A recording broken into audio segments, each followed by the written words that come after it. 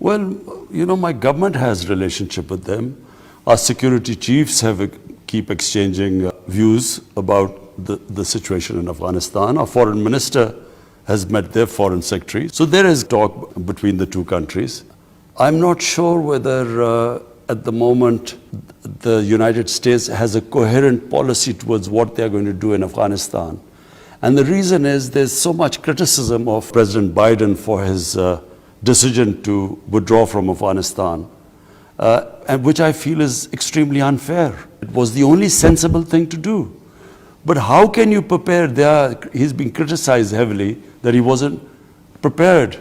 But how do you prepare if 2 weeks before the date of departure, whether that date was given now, in years' time, or 6 years' time, or 5 years' time, if the Afghan government, if the president flees the country and the army collapses 2 weeks before the departure, how can you prepare for that?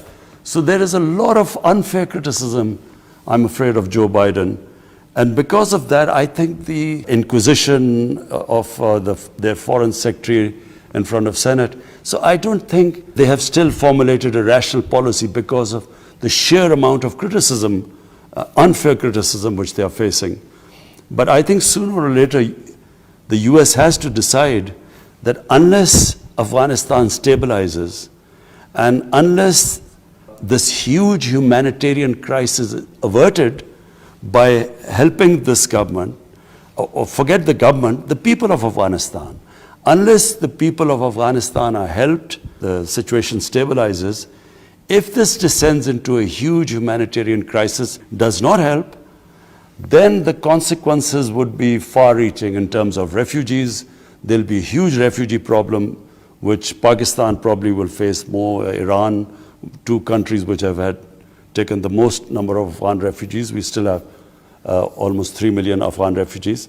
But it will also have on terrorism, that if there is instability in Afghanistan, then how will the government be able to stop terrorism from Afghan soil?